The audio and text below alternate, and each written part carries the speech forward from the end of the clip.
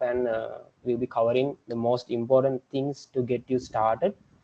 And yeah, so first we'll see why we need Git and GitHub. So I told you about something called a version controlling tool. So that would be Git, and the code hosting platform would be GitHub, which is not just a code hosting platform. It contains much more, and we'll see why, what is version controlling, and we'll get a small intro, and we'll see some techniques there and methods, like some commands, and yeah, we'll continue. So yeah, so we'll see this why we need something called a version controlling thing.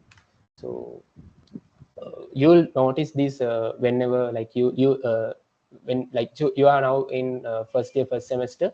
So when you advance in your university life, you will be getting several group projects to do with your group. So there will be like 4 members at first, and then there will be 8-member projects, and then there will be like, yeah, again 4, 3, it depends on the project and the specialization you will be selecting. So mainly what happens is you will be given to code and build a project, collaborating with your members. And now what you have to do is there will be several team members in the group. Now what you have to do is like there will be several components. So if you know something about programming or building applications, it doesn't matter if you know or not. So if you know it, it will be an added advantage, but that's fine, I'll tell you. So let's say you are building an application. Now there are obviously will be several components that come up together to like create the whole system. So in this case, the main purpose of these assignments and these coding projects is to separately give you like separate components, and what you have to do is you have to code on your own, and then finally you have to integrate them, and then you have to build a complete project. So in this case, let's say you have 3 members and you are separately coding your own parts. So for example, we'll take an e-commerce application like something like AliExpress or Daras. So there will be let's say there will be a search functionality, and there will be a item store, and there will be let's say a cart functionality. Cart means shopping cart, and then you will have a you will have a payment component, payment functionality. So let's say you are dividing these separate functionalities among your members, and you are developing individually.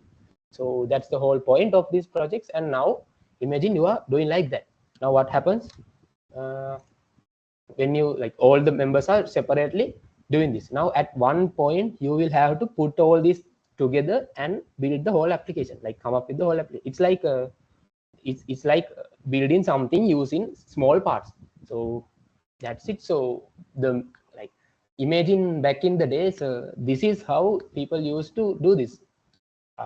If you are a newbie to this, if you are a new student, so most probably you will think we can put this into a pen drive, or we can email the code to someone, and now we can bring all the code together, and now we can put everything together, and we can build the final application.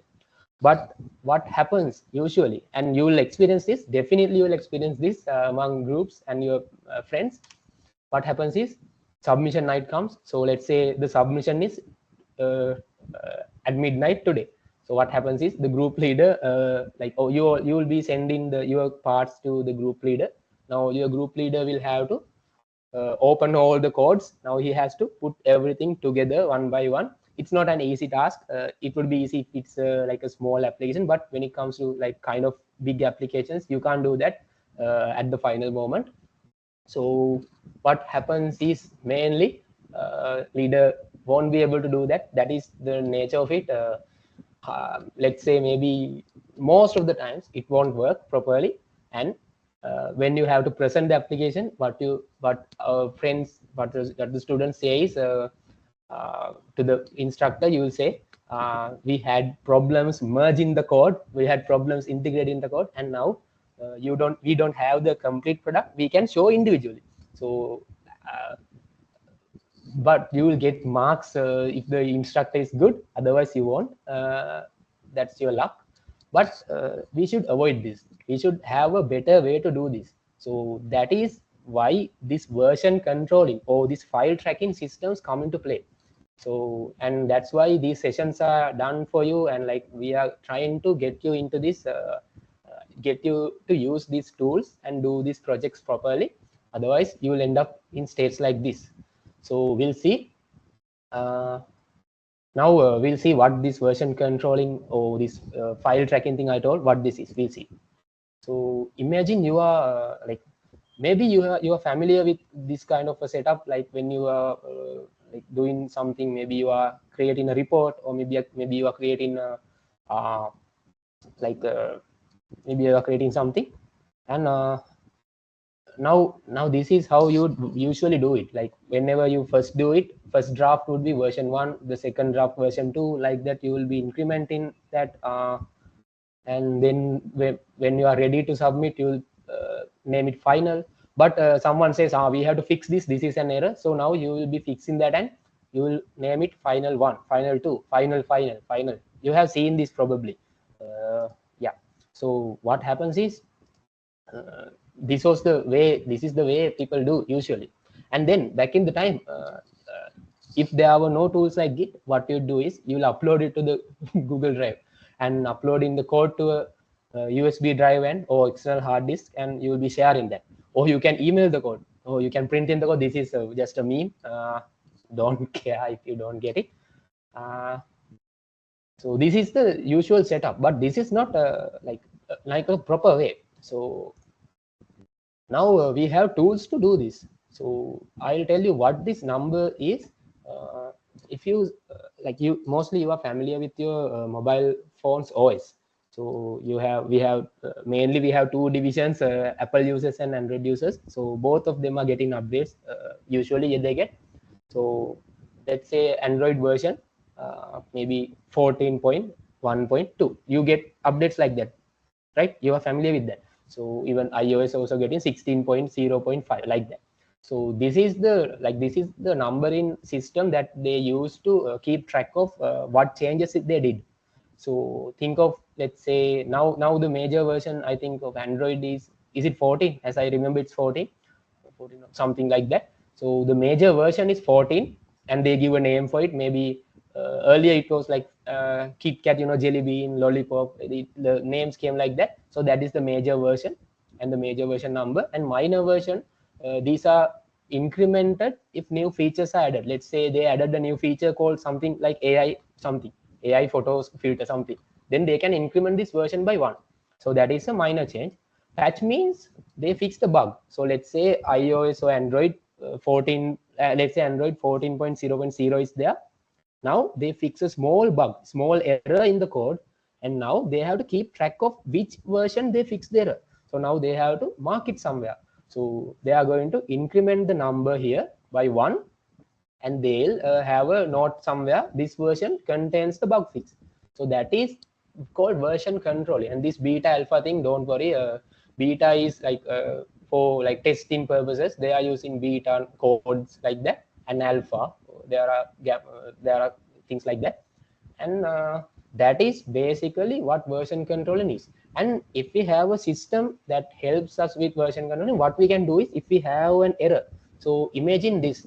So you are working on a campus project. Now everyone is working and adding your like, let's say you are adding your parts to the code, and now it's working fine. Now imagine, now your code, all the code works fine before the submission. Now what happens is, one member forgets to do one part. He forgot to add something. Now last moment he's going to add his functionality, and what happens? Imagine, with that small functionality, the whole application breaks. Now what to do? Now the most obvious option is go to the code and remove that line of code which is causing the error. But if we have a controlling system that could instantly revert to the previous version, then it's easy, right? So we had the working version. Now we added something, and instantly if it breaks, if there was a way to get this back instantly, then it would be beneficial, right? Obviously it's easy. So these version controlling systems allow you to do that. So that is one benefit of using version control systems. And again, So that is this one, allows you to revert the code if there are some errors. And these version controlling systems keep track of all the changes you do. Let's say you added a line, and it will save the line, like who added this line, when this line was added, why this line was added, everything it will save as a like in the history. So wherever, anywhere, like at any point, you can look back and see who is like who did this change and why they did this change, and they can even refer to the code if necessary. So, and again, this helps you to helps you to do collaborative development, which means you can get together as a team and work very efficiently. So I'll show you, we'll show you this when we are doing the demo. So now that's version controlling in a very basic way. And now, yeah, we need a better system that provides this branching. I'll explain better security, clean history. We need to keep track of the history, and we need this to be very fast. And obviously, like, it's not a necessity, but if it's open source, it's good, because you will get into these things later, what open source software is. Don't worry about it now. So scalability is like ability to do this at scale. So even imagine your team is, whether your team is 4 members or whether your team is 1,000 members, these Git and these version controlling systems will handle that very easily, no issues. So that's how most of the software companies work. Even there are software companies with like thousands of employees, and how they do is they use something called a version controlling system. So, and yeah, so fortunately we have a system like that is called introducing Git. So Git is the version control system that everyone is using. So we'll see what this is, and this is a little bit of history, how, like, why, like, who built this, and yeah. So if you can we get a raise of hands if you know this person? If anyone knows this person, the name is obviously there. I'm not asking the name, but who this person is. Does anyone know this? Yesterday session I asked, there were several people, there were like maybe 5 to 10, I don't know, there were several people who know this person. So yeah, one person knows. Maybe drop a message in the chat, we can see who.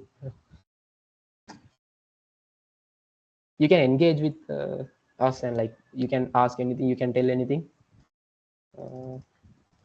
So yeah, however, we'll continue. This is the founder of Linux. Most of you must have heard about Linux if you are like just like living on the internet. Most of you must have heard about Linux. Linux is a open source operating system. So that was developed founded by Linus Torvalds. So the name Linux came from his name, obviously. So he is the one who introduced this version controlling system called Git. Some people call it JIT and some people call it Git. There's in the problem with that. You can call it however you want. So this is a distributed version control system. But for now, we don't need what distributed and centralized version control systems at your level. So you will get to learn this later. If you want, you can just search and learn further. So because this is a beginner session, we will only focus on the basics. And this version controlling system is open source, which means the source code is openly available. Someone is asking, is this the same session as yesterday? Yes, this would be the same session, but we will be covering some concepts we missed yesterday because of the time constraints. So like branching and pull request, we'll try to cover today. So yeah, this is free and open source, and it allows collaboration. And this is lightning fast, because even if you do thousands of changes, it won't take much time to track those changes and do the thing. So we'll see what this does in a while, but for now, this is it. And here's something interesting. So you might be wondering, what's the meaning of Git? So it's 3 letters. What's the meaning of Git?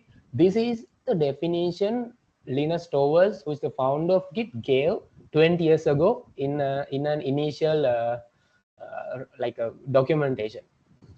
So he says the Git, the information manager from hell. like it's kind of a demon, and sometimes it kind of like a hassle. Like, see, you can read and see, like when it doesn't work, he blames it, and when it works, it's good. Like there's no proper definition. That's how the inventor of Git said. So yeah. And how Git works is, we'll explain this like in a proper way when we are doing the demo. But for now, how Git works is usually Git alone is running only in your local computer. This version controlling system usually runs on your local computer. So let's say you have 3 people, and now you have Git installed on your local machine separately. And there's something called GitHub. We'll get to this in a while, but for now, refer to this as a central repository, central server, something that is central. So what you do is you get the, like, you store the whole code of your application inside this central server, which might be in the cloud or which might be on premise. Like you can have physical servers, and you can have the cloud servers. So someone is unmuted. Can you mute, please? I'll do it. Yes. So this could be on the cloud, this could be local server. So what this does is, this has a copy of all the stuff as a like a central place. So what you do is you get a copy of the code to your local machine, and you do all the changes there, and you will submit the changes to the local to the main repository. So you can see here, there's the repository, and you get a copy of this on your local machine, local workstation, or your PC, and then you apply like your changes there, and then you will push to the remote. We refer to this as the remote repository because this is far away. So let's say you create a like you create a server repository server on the cloud, and this is not accessible for us like very easily. This is far away, this is somewhere else. Maybe it's in the Americas, maybe it's in UK somewhere, maybe it's in Singapore. So it's not very close to us, so we refer to this as remote repository. And this one is the local repository because it is in our local machine. So that's how we can get a copy of the code, which we call pull, and we can do updates, and we can commit the changes.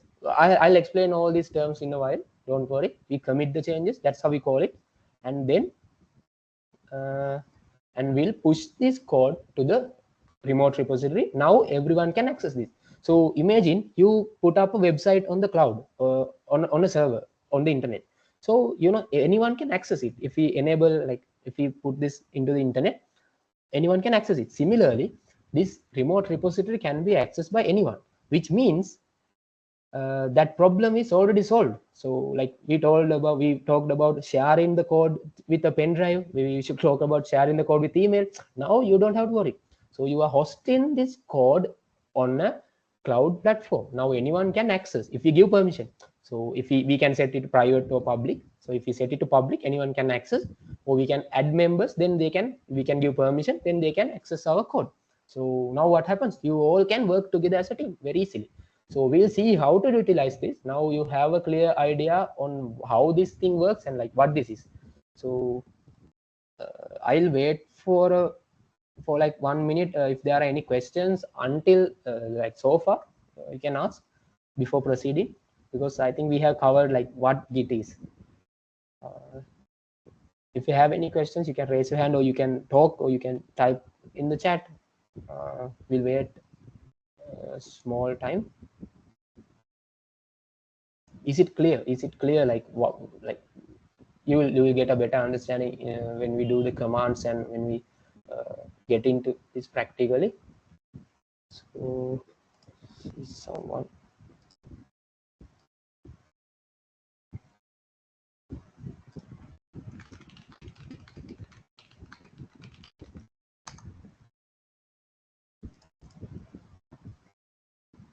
Okay, meanwhile, a quick reminder. So this session is brought to you by SLIIT FOSS community and SLIIT Software Engineering Students community. So if you want to stay in touch, we are having like several competitions, and there are coming up things. So if you want to stay in touch, you can follow this one. I'll put the link.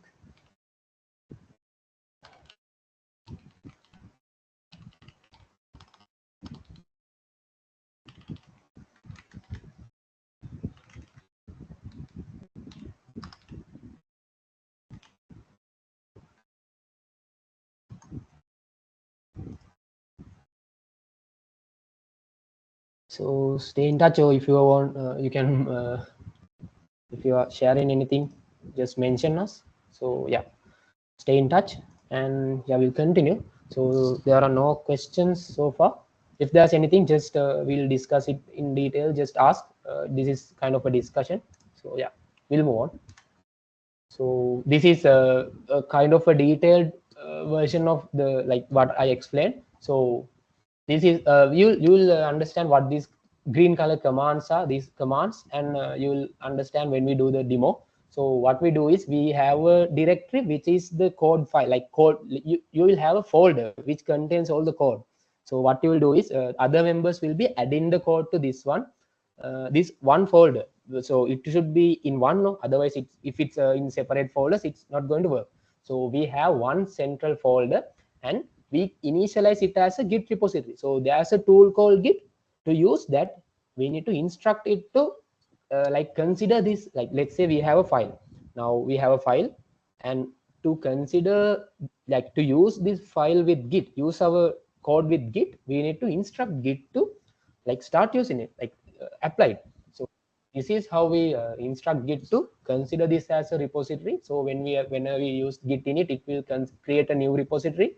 So you might be wondering what this repository means. Repository is just a word we give for a collection of code, collection of files.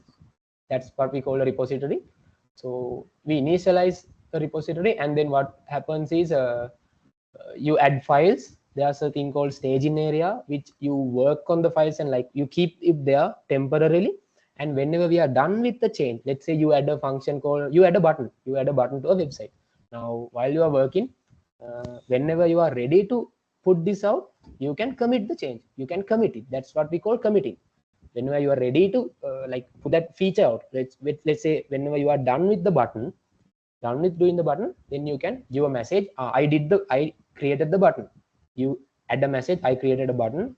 There are ways to add the message properly, but for now we'll consider you added the button, and now you commit it. Now it is saved there.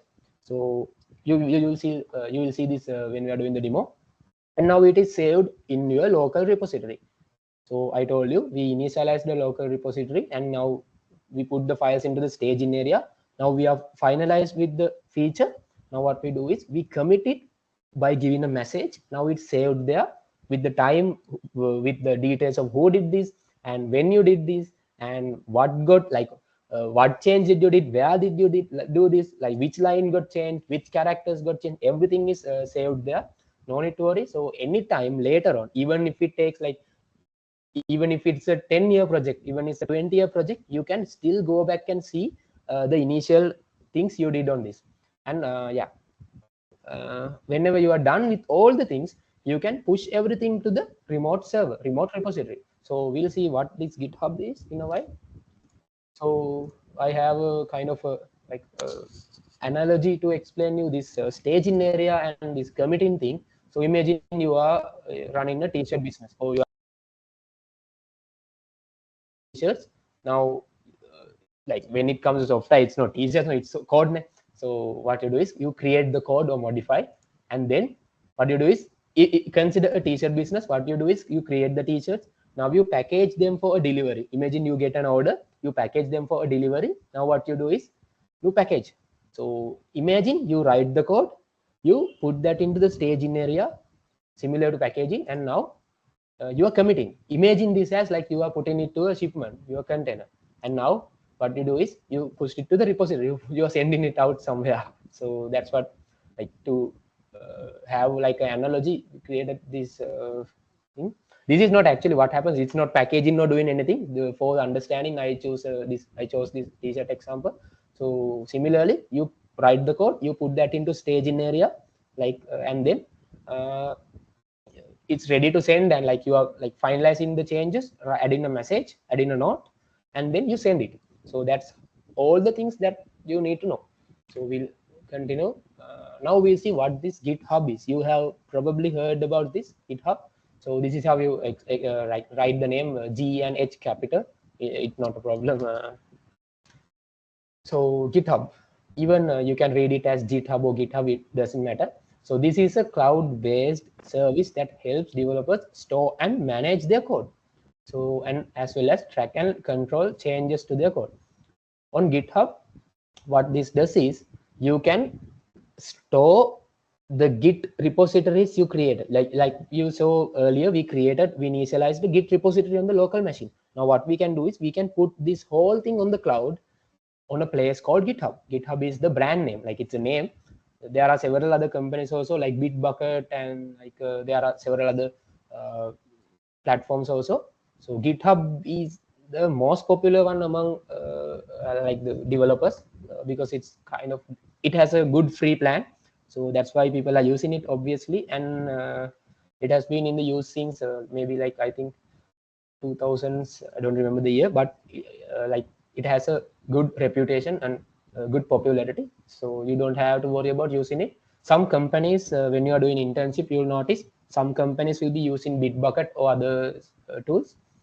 And yeah, so GitHub is available on the cloud and accessible via a website called github.com. You can go to github.com and create an account there. So meanwhile, if you don't have an account, you can just go to github.com and create, because we'll be needing it in a while. And I think some of you will have this created because you had a submission, like yesterday's session. Some people told they had a submission, so they were asked to upload something. So you might be having a GitHub account. If not, you can proceed and create a GitHub account. Otherwise, you can stay. So it provides a good user-friendly, easy UI, user interface.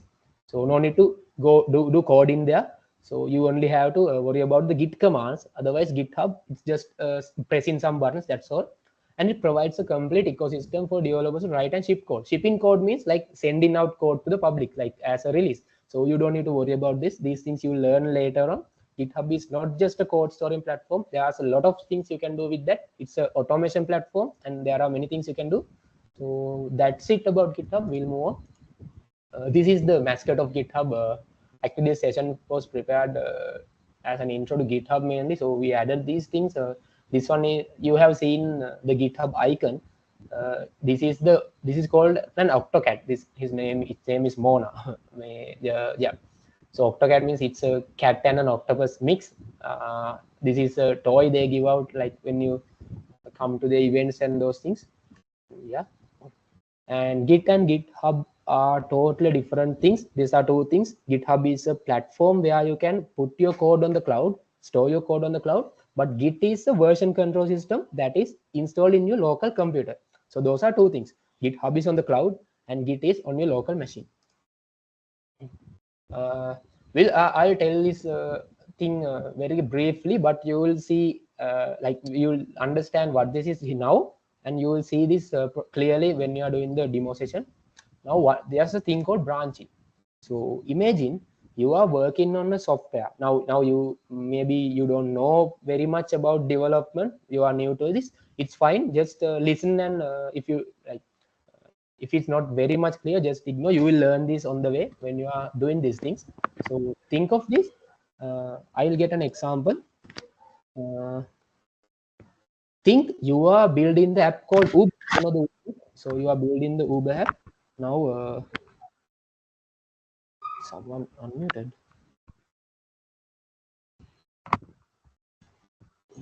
It's kind of nice. It's fine. So you imagine you are building the Uber app.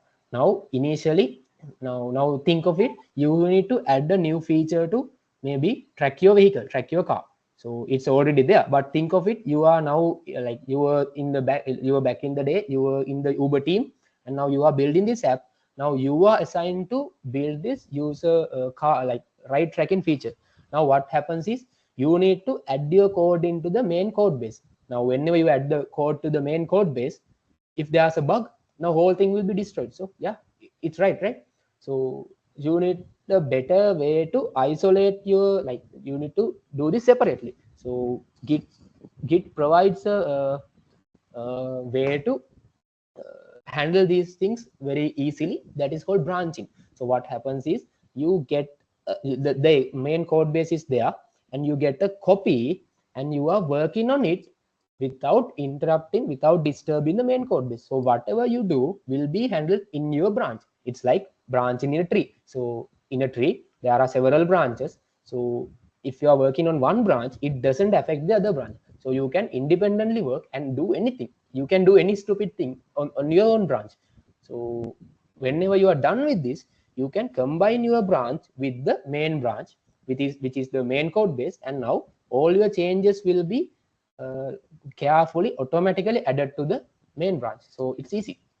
So that's why like at first you saw like the leader has to merge all the code, but with this it doesn't have to occur. It will, the git tool will automatically merge these things very properly. So you can see master is the, like, this is the name they gave earlier back in the time, like several years ago. This is the name they used to give to the main branch. The main branch means the main code base. So let's say you need to add a new feature. So what you do is you create a branch and you get a copy, and now you are working, you are adding your features, you are adding your code to this new feature branch. So it doesn't affect the main branch. These are running parallelly. So this doesn't affect. Whenever you are done this, whenever you are done with this, you test this code. If it's working fine, now this can be safely merged with the main branch or master branch. So this is what you call merging. Merging means you are combining these two branches, and all the changes you did here will be applied very carefully to this one automatically. It's automatic.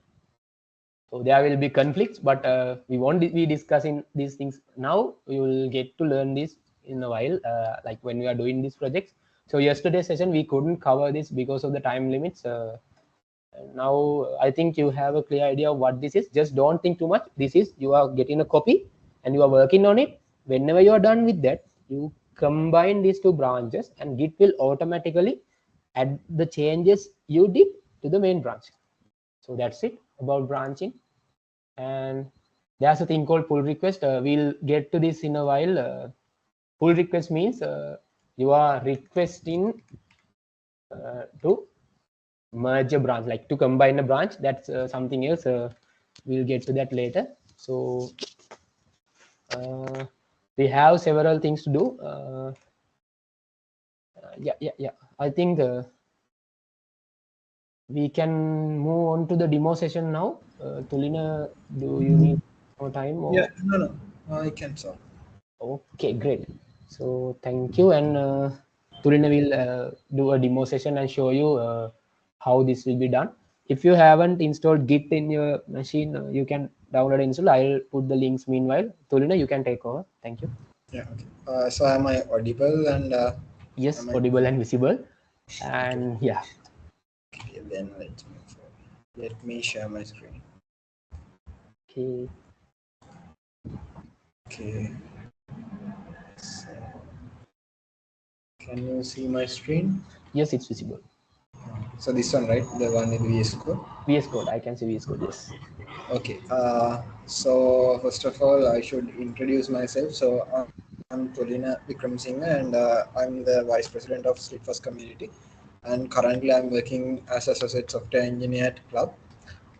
And yeah, that's about me. So to get started, first you need to download and install Git on your machine. So I won't be like demonstrating how to do it because I already have Git installed on my machine, and if I uninstall it and try to reinstall, things would get messy. So I'll just show you how to do that. Meanwhile, you can follow with me. Okay. So I'll add this link in the chat. Okay. The link is already there. So what you need to do is go to this link and then download a version of Git depending on your operating system. If you have Mac OS, click this. If you have Windows, click this. If you have Linux, Unix, do this. And if you have Linux, maybe you can just use a certain CLI commands to directly download it. But I'll show you how to do it on Windows. So even on Windows, you have to select your OS version 32-bit or 64-bit, and when you click this, something will be downloaded. And what you need to do next is run this installer. So I'll follow through some steps on running the installer as well.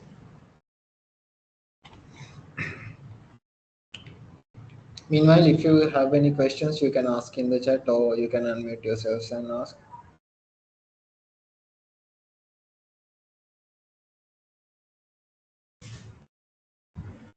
Okay, the download is finished. Let's click on this.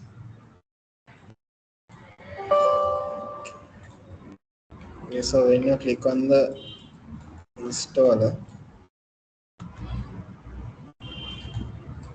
okay, a pop-up will show up. Let me get that pop-up to the other screen.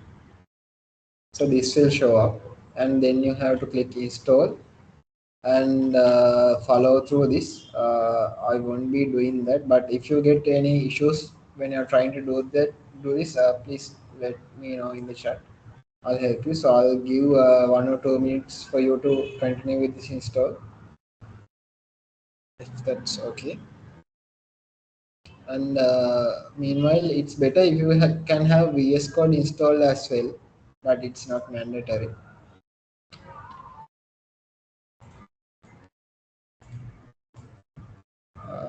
I'll share a link for the VS Code as well.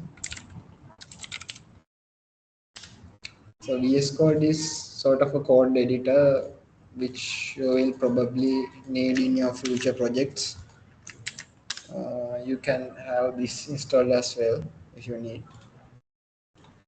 I will give you a few minutes.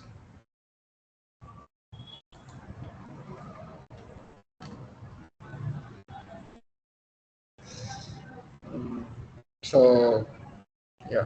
Mm. While waiting on that, so like it is like sort of a tool that you would use every day when you're working in the industry. So like it's better if you can understand how it works properly. And I mean you won't, like, we won't cover everything in this session or in this demo, uh, but like when moving forward you can like learn these things on yourself. So I'll share some website with you which will contain like basic git commands. You can use this to learn certain commands. So like let's say you want to add certain things, I'll explain what these things mean later. So like the command will be shown here. um, the command will be shown here, so what you need to do is copy this and run it. I'll just add the link in the chat as well. Mm, so do you need more time to install Git, or shall I continue? Please raise your hands if you need more time.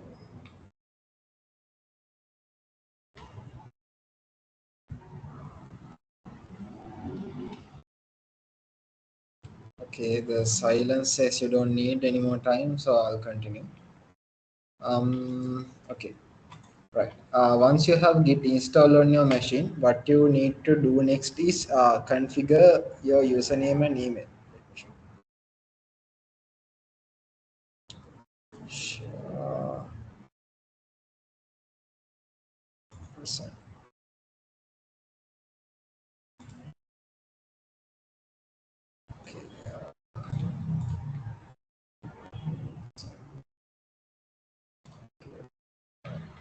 Okay. So depending on the way you install, you might need to add Git to the path as well. But like most scenarios, the automated install will cover this. And yeah. Okay. So there are three basic Git commands, but like before going into this, you need to configure some stuff to use Git with your Windows machine. But once you complete the installation, you can confirm whether Git has been installed on your machine by running this command. And when you run this, if something gets printed like the Git version that you installed, then it says you have done the installation process properly. So yeah, so for using Git, you won't need the command I'm showing you next. But like if you need to use GitHub, then you will probably need the command. Need this command. Okay. So find the command git config. Okay. Uh, so it is- okay. I'll just show you here. Um,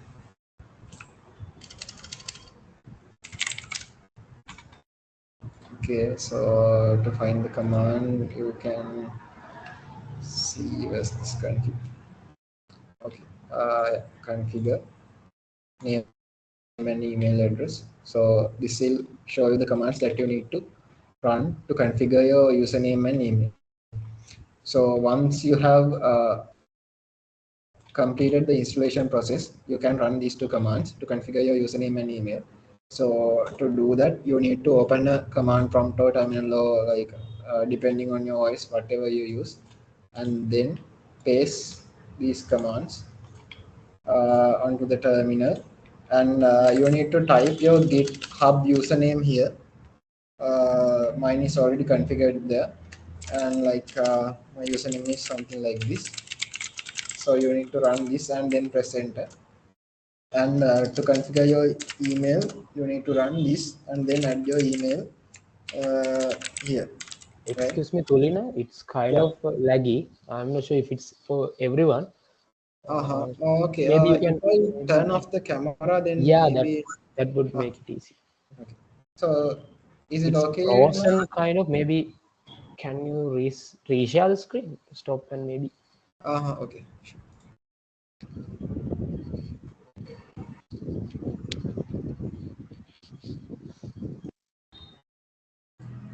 Can you see my screen? Loading. Ah, yeah, yeah. It's Uh-huh. fine. Yeah. Okay. Is it laggy now?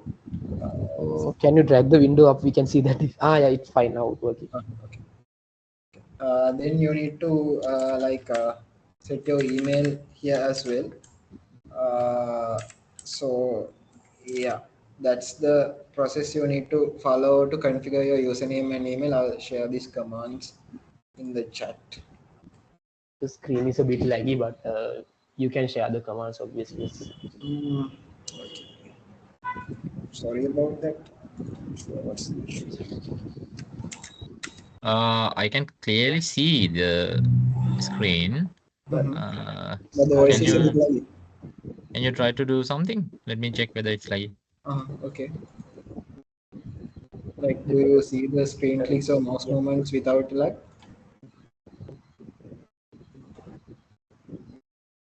Yeah, yeah. So we get the pictures clearly, but the movement is laggy. I don't think it will be a problem. So move slowly, then it won't be a problem. Okay. Okay, cool. So I added the commands in the chat. Then maybe you can run these as well and follow along. And I'm mentioning again, if you have any questions, please feel free to ask in the chat.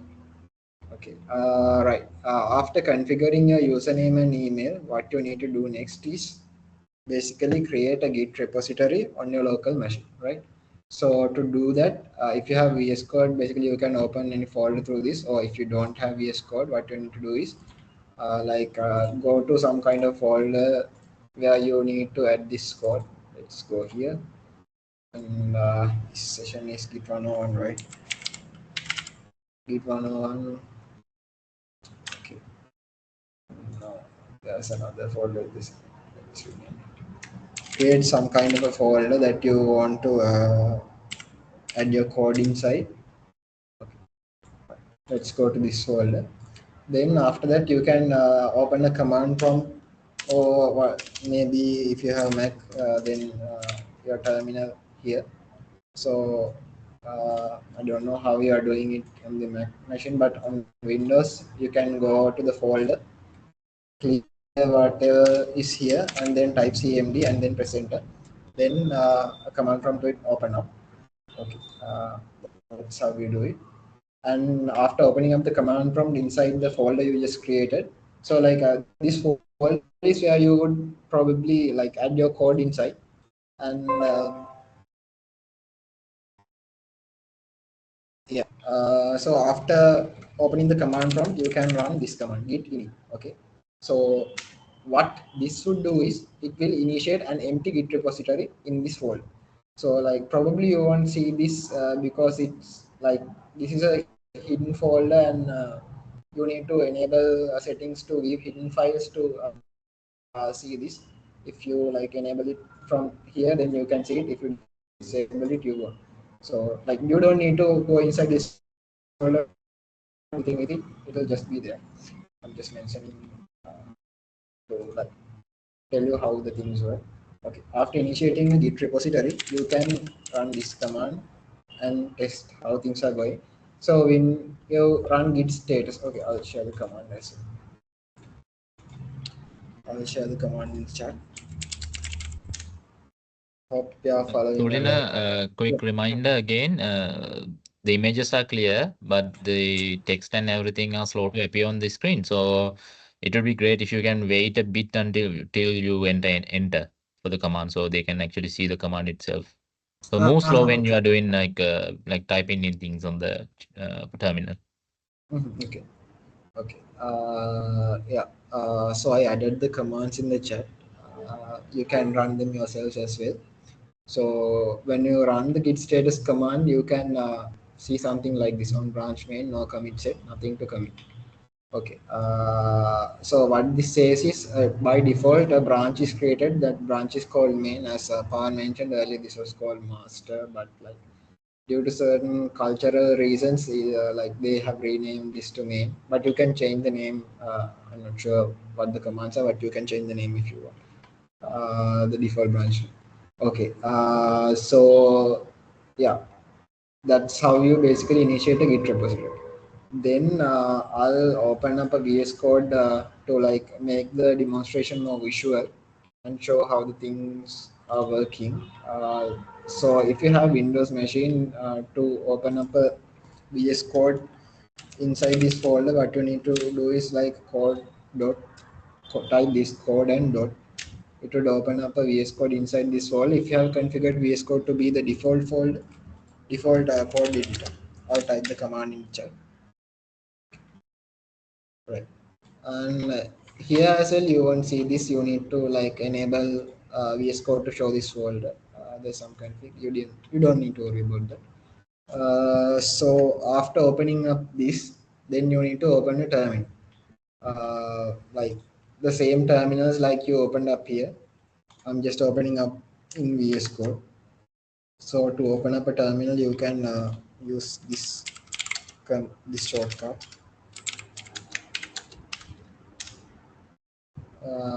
I entered the shortcut inside the chat. Okay. So after doing that, as Pawan mentioned earlier, there are like a few basic steps that you need to do to commit, like to commit something or like to start tracking your changes. So let's start with by creating some kind of a file. Let's say it's hello world.py. Okay. So I've created a code file. Like this is a Python file. So it doesn't matter what file you create. Like basically, it tracks almost or any of the files that you add here. But like it's not advisable to use like Git to track multimedia files and so on. Okay, let's type something here. Uh, okay, right. I added a file and typed some stuff here. So you can see something letter called u. What this letter says is like it says the file is untracked. It means like Git is still not tracking this file or the changes. So you can see the same if you run Git status here. So you can see that it says untracked files hello.py is not being tracked. Okay. Tulan, can you zoom in a little bit? Okay. Let's see where the solution. Okay, maybe I'll type Control. the comments here and then so you can type things here. Is this visible enough? Yeah, sure. Yeah, it's visible. Right. Yeah. So I just basically added some file here, and maybe you can follow along as well, and you can add anything inside this. It doesn't matter, and you can create a file with any name. It doesn't matter as well. Okay. Okay. I'll move on to the next step. So like to make Git track these changes, what you need to do next is add this file. Okay, so like okay, maybe we'll create another file as well. We'll create what should we name this?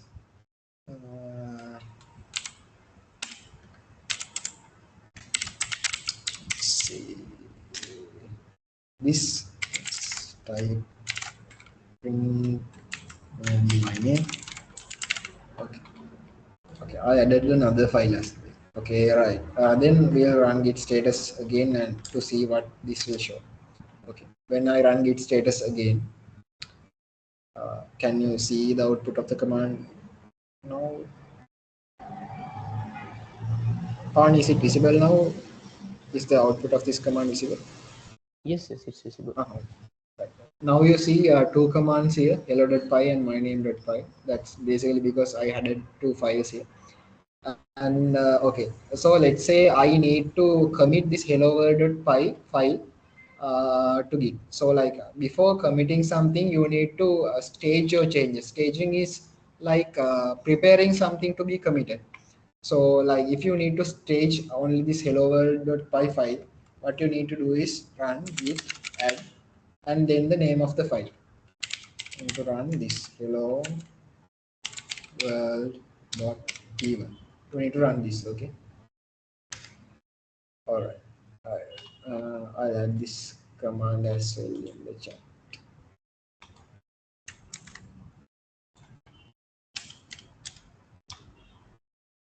So you need to what you need to do to add a single file is you need to type git add and the file name. So if you run git status after this, you can see. Let's wait a few minutes to see until my screen shows these changes. Can you see the output of git status after adding? Can you see it now, Paul? Yes, yes. Alright. So you can see that there's something different than there was earlier. You can see something in green. So a new file has been added, and it says still my.name is my underscore name is untracked. Okay, I only added this hello world.py, so it has been added. Then other one has is still marked as untracked. So you can see even VS Code shows us in the, like capital A letter here. So it basically says this file has been added and this is still untracked. Okay. So it means that hello world.py has been added to the staging area. All right. Okay, so after adding this file, so I just showed you how to add a single file. Let's see how you can add multiple files. Okay, let's create another file. No, let's not add, maybe not add the, no, let's create another file. Okay, abc.py. Let's say console, so not console, print abc. Let's add that as okay. Is that one showing?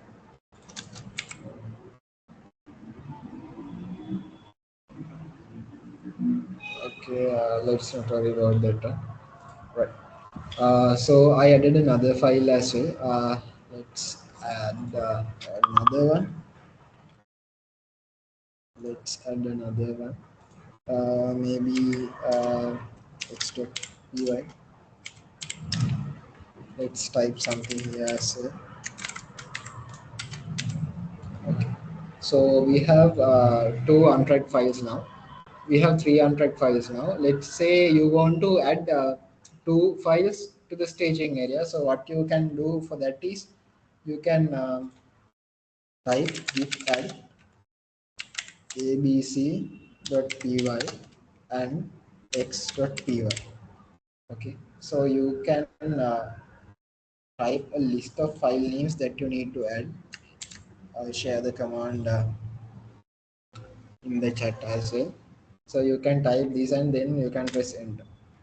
Okay, and after doing that, you can type git status So now when you run git status, you can see that three files are there in the staging area, and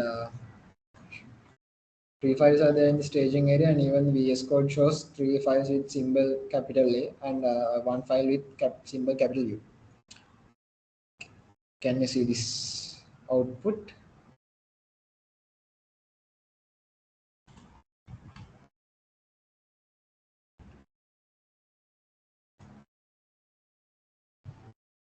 Is this output visible to you right now? Yes. Oh, okay. Right. Right. Okay. So you can see now we have added two files. Let's say you need to add all the change files to the staging area. So let's say you make maybe let's say you make some change in this file after adding. You added something like this. So in a file that you have already added, you have made a change. So it says capital M, which means modified, right? Okay. Let's make another change here. Maybe let's create a new file.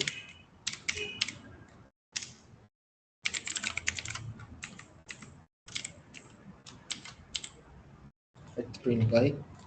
Okay. Right. Now let's run a git status to see what they show. Okay, this shows x.py and y.py has been modified, and these files have been added and they are new files. Okay, so let's say we need to add the changes inside x.py and y.py all together to the staging area, and we don't need to like leave out any changes, but we need to add all the changes to the staging area, and we don't need to like we don't want to type each of these file names by themselves. So basically to do that you can run git add and git add with a dot, right? So you can run this command, then it will add all the changes to the staging area, all the existing changes to the staging area. Alan has already added the command in the chat. And when you do that, and yeah, when you do that,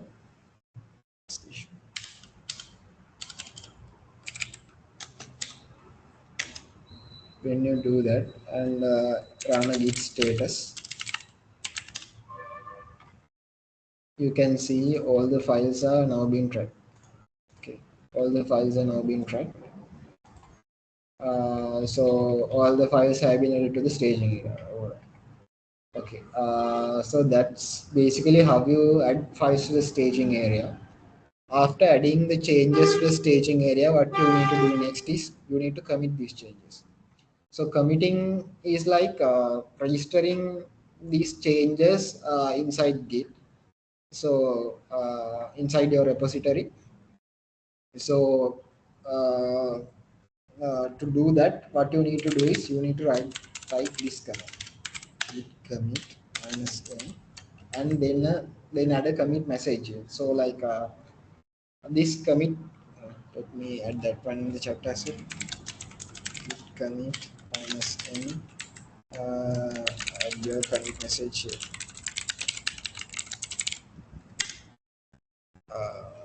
All right, you need to type that command with the specific commit message that you need to add, and when adding these commit messages you need to like add a meaningful commit message which describes the changes you have done within that commit properly. And yeah, so let's say like since we didn't do much meaningful change here, it's difficult to come up with a meaningful commit message. Let's just go with add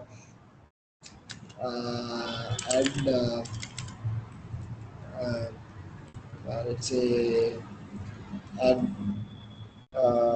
Python codes to print on the console. Code to print on the console. Okay. Then I have added a commit message here as well. Then after adding this commit message, you can replace this message with anything you want. So after typing this, then you can press enter. Okay. When you press enter, you can see some kind of output here, and yeah, this will change as well. So you can see like the letters that were there earlier are not there anymore. So that basically says the changes you have done have been committed. Okay. Can you see the output on my CLI after committing? Yes, Tulina, just see that. Right. That's basically how you commit your changes. And if you need to commit more changes, then you can like make some other change and then commit them as well. Like you can type and as many as commits as you want, and it's better to like add atomic commits, meaning like don't change a whole lot of things and send them all in a single commit. It's better if you can like add separate commits to describe what you have done here. So like these commit messages sort of like work as a documentation when you're working with years and years of old code. Like the developers who did those changes won't be there, and like you can just see the commit messages for a specific line, like to understand what caused these changes. So even there are git commands, so that as in this command could get blame, but I won't go into detail here. There are certain extensions that you can add to your code editors, like they will show when you go to a specific line what commit caused those changes. Okay, that's basically about committing. And after committing, what you need to do is you need to push those changes, right? So to push your changes, you need to run this command, but this one first probably. So what this says is no configured push destination, no configured push destination. Uh, Either specify the URL from the command line or configure remote repository using blah blah blah. So what this push does is like currently when you commit a change, the changes are maintained on your local repository. But like let's say you need to maintain a copy of your changes on some kind of a remote repository hosting platform, maybe GitHub, GitLab, or something like that. So then you need to run this git push command, but to run this git push command, you basically need to add a remote repository, like connect a remote repository with your local repository. So it's like doing this will be useful when you're working with a team, maybe in your upcoming ITP projects also. Like when you're working with a team, you can't keep all the code on your local machine. Like you need to add it to like some kind of a central location, and then pull the changes from there, and then like collaborate together. So to push, we need to add a remote repository. So to add that, basically you need a GitHub account. So like to create a GitHub account, what you need to do is, I won't create a new one, but I'll show you where you need to go to do that. Um, okay, so basically you need to type sign up here, and then enter your email here and follow along. But since I already have a GitHub account, I won't do this. Okay, right. So once you create a GitHub account, you can go to GitHub and then create a new repository. Create new repository. So you can even do this. I think slash. Yeah, you can type even this as well. Chat. You can type even this as well, and then press enter. Then basically it will navigate to the page for creating a new repository. Okay. Hope this new repository page is visible right now. Is Yes, yes, that it's visible. Now the lag is kind of fine, no issues. okay? It starts again, I'll mention. Okay, okay, then I won't bug you each and every. Okay, then you can select owner here. Then you can select the owner for your repository here. Owner is basically like I have several organizations. So there's something called GitHub organizations. I have them here. So if you don't have any, then basically your name would appear as the default option. Like your personal account will appear as the default option. So I'll select myself as the owner. Then you need to give a name for the repository. So like when naming repositories, it's a common practice to like use repository names like this, like simple ones, like separated by underscore. So I'll give this as the name. If this name is available, this will be shown. If this name is already taken inside your own repositories, it will show an error. Then it's good if you can add a description for repository. So let's add demo for Git 101. Maybe then you can select whether you need others to see your repository or like whether you need to keep it private. Let's say I'm adding it as a public repository.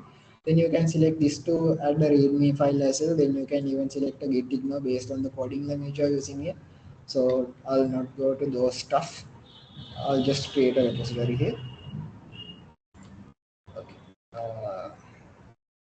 Okay, so I have created a repository. So if you maybe added a readme file, this won't show up here. Then this for taking for do it in a different way. I'll show you later. So what you need to do next is you need to copy this thing. All right, you need to copy this thing and tie on. Okay, they have given the command. You need to type git add remote origin. Tulunda, can we make it a little slow? Okay. It's not. It's kind of laggy again. Okay.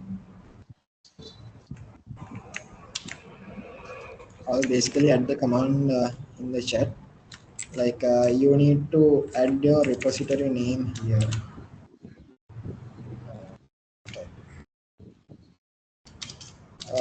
Not the name actually, HTTPS link to repository.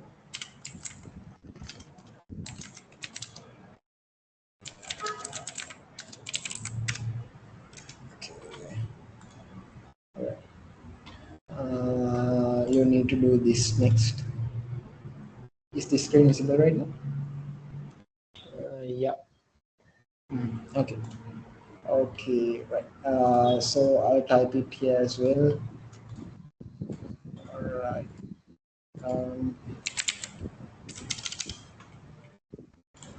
Okay. Then you can type this and press enter here. Okay.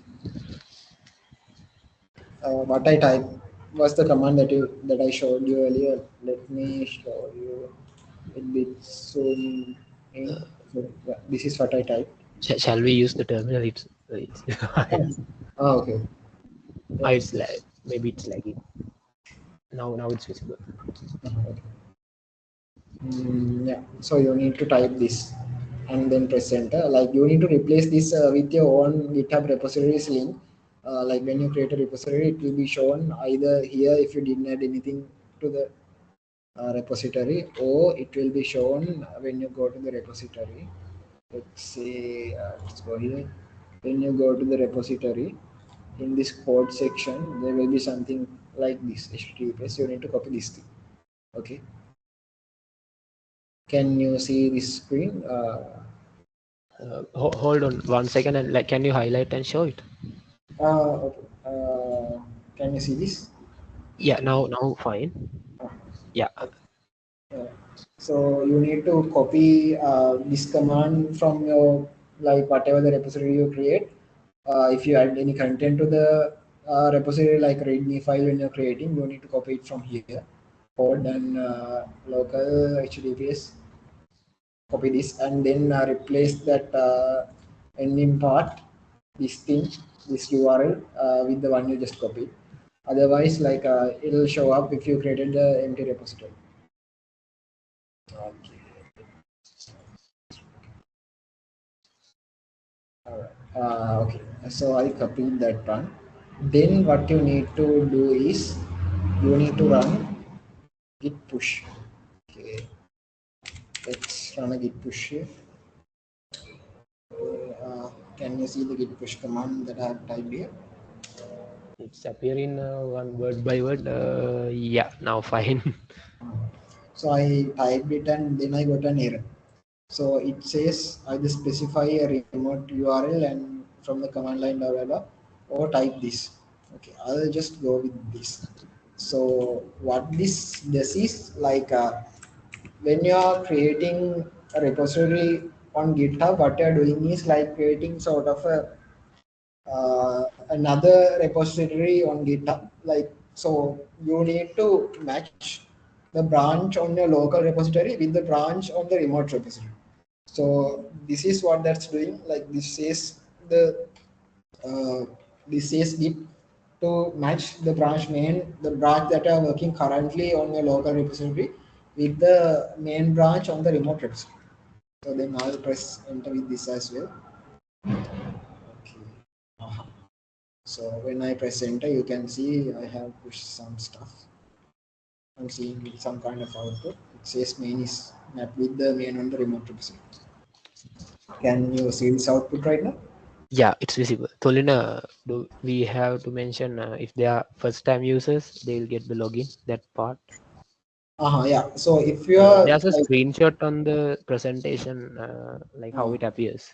You can refer that. so if you are logging for the first time, then like you will be shown some kind of thing like this to log into the GitHub. Then you need to click on the sign in with your browser and like follow along, and then you will be like redirected to the login page on GitHub. Then you need to like give your username, password, and stuff, and then login. Then like everything will be working properly. All right. That's something that you need to face as well if you're doing this for the first time. Okay. So after doing this, if I refresh this page, you can see the changes that I did have been added here, right? All the changes are here. You can even go inside and see what's there. Maybe you can type blame and see which change uh, host like created this thing. So like the commit message I added here is visible there right now, and even in the top of the file it's visible here. So that's why I said it's better to add meaningful commit messages when you're like committing stuff. So like everything will be easier to understand when someone else or even yourself is checking the code. Uh, so like it will make things easy for everyone. And yeah, that's basically how you add your changes and push your changes and commit stuff. So like let's say if someone else commits changes to your repository, then you can basically run a git pull, this command git pull, that will pull the changes others have like pushed onto the same branch that you are working. So you need to type this to pull the changes if someone else has committed anything to your repository. Alright. So that's basically committing, adding code, committing and pushing changes. So do I need to do the demo for branches as well? Like if you guys need, I can do that as well. We can show something. Sorry? We can show something. It's Okay. better. Like whenever they are doing, so they are familiar. Yeah. Maybe they won't get So it at first. yeah. So branches So far, is a shall we wait feature. for? So Sorry? far, shall we wait? Like if anyone is having any problem, Okay. if anyone Uh, is having any problem so far, can you raise your hand, or you can speak up, or you can use the chat. We'll attend your issue, because before going to branching, we should fix this.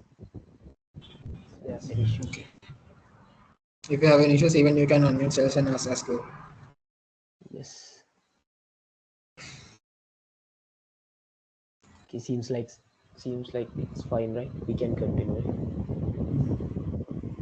Okay. Yeah, we go ahead. Okay. Branching. So branching is something like it's something like you're making a copy of the changes that you worked on previous. Like it's sort of like a feature that will be helpful, like when your team members are working parallelly on different things. Like let's say one guy is working on adding a login. One guy is working on adding a login screen, and another guy is working on, let's say, creating the home screen. So like you guys don't need to let's say uh, make create conflicts when you are working on the same code. So to avoid that, there's a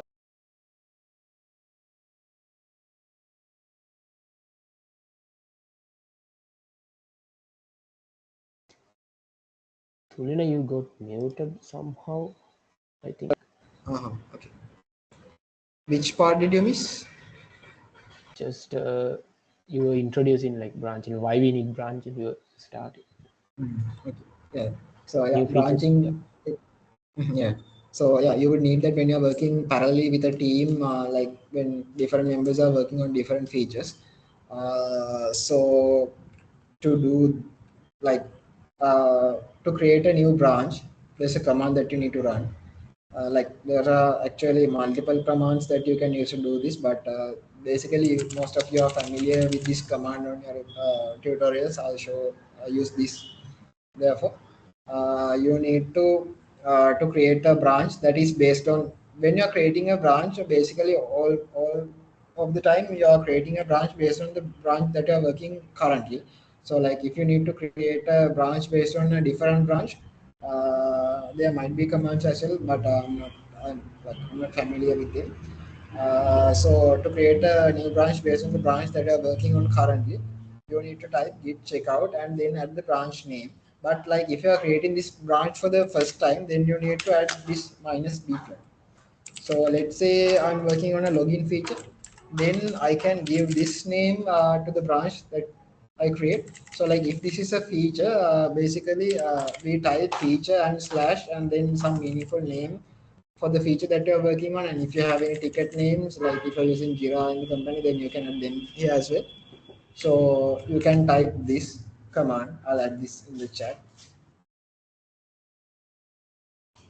I'll copy this.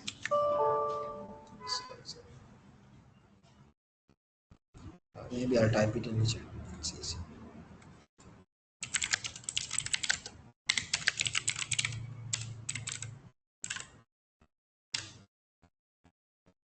I sent it in the chat. You can basically type this command and then press enter.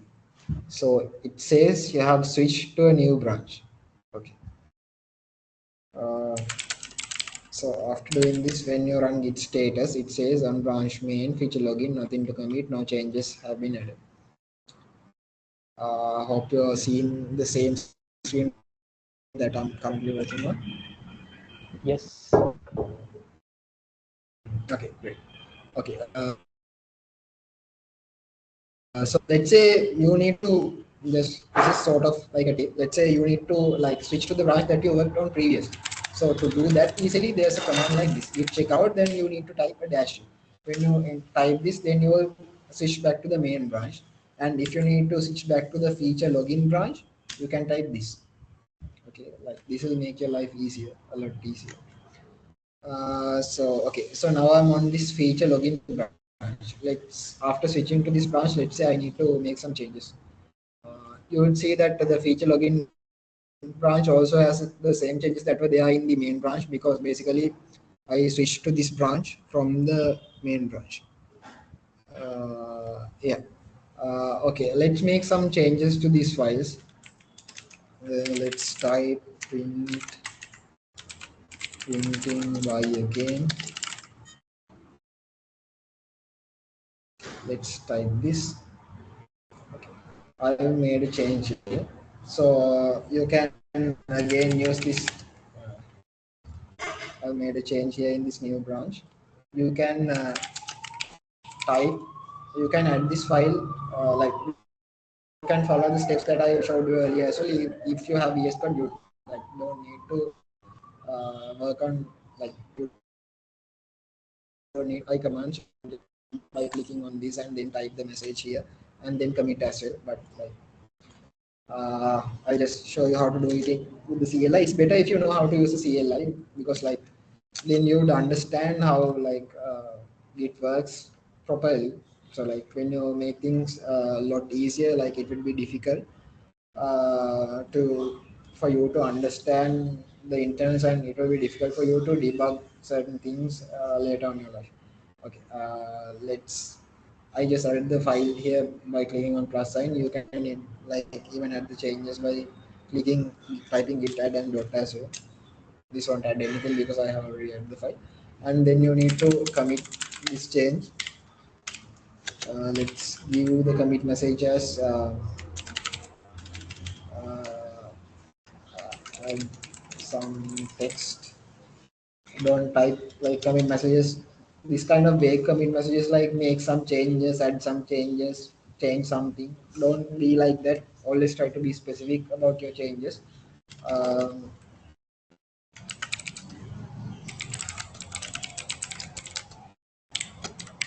okay, I'll type this and then I'll push this again. So since this is a new branch, I'll see this again as well. So I need to tell the to like connect this my local new branch to the GitHubs uh, to the feature login branch on GitHub.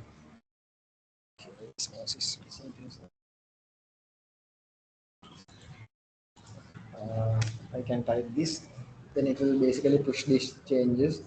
So okay, when you refresh, these changes are gone, and if you type its status again, then it will show there's nothing to commit as well. So it says nothing to commit. And when you go to the GitHub after doing this, and let's say you go here, and you can type here. So this says feature login has some new changes. So you can see a new branch appearing here. Earlier there was only main, and when you type this, you can go to the new branch. This says this branch is one commit ahead of main. So like what this means is like this new branch has some changes that are not there already in the main branch. So when you click on this commit, like this thing, you can see that some changes here. So like what this red color thing says, like it says this, some stuff has been deleted, and the green color thing says that some stuff has been added. Yeah. So like basically you can understand what changes has been done through a specific commit using this. So like this says print y has been added, this has been deleted, blah blah blah. Okay. Right. So let's say after doing this, you want to merge your change to the main branch. You can do this using a pull request. That's what pull requests are for. You can create a pull request here. You can also give a name, title to the pull request, give a description here, and if you're the one working on this change, you can assign it to yourself. Like if you need any reviewers, you can like uh, if like you're working on an organization or something like that, then some names will show up here. Let's say this.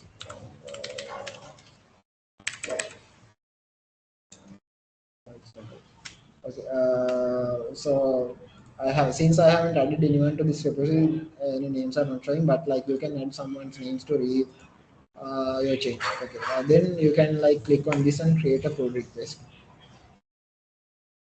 After creating the pull request, if you have like any quality checks, they will run here. And after doing that, and when someone reviews your code, and then you can basically merge your changes. Like if no one is reading your code, then basically you can merge them yourself. So you can click on this, confirm merge, then you can merge the changes to the main. Okay, now it says merge. So earlier on the main, this change was not there, but you can see that this change has been added now, and the change that I did earlier have been added to the main branch. You can see this had been added using this merge pull request command. You can see this change has been added here. So, and to pull these changes that happen on GitHub to a local main branch, you can basically switch to the main branch on your local repository. Check out main. So it says your branch is behind two commits and can be fast forwarded. So let's type again pull. You can like several things. You can like do things separately as well. So it says some changes have been fetched. So like these changes contain this printing by again. Yeah, so that's basically how you work with branches and work on pull requests. So yeah, that's basically it. So do you need to for me to do anything else, or how would you like to proceed?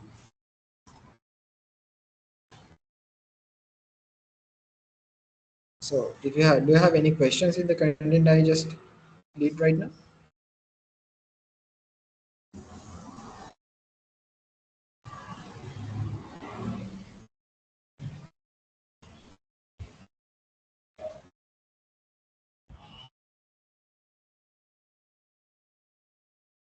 Okay. So yeah, if you don't have any questions, maybe then we can wrap up this session on. Yes, sure, we'll do that way. Uh, yeah, if anyone has any questions, please drop in the chat or you can speak up. Yeah.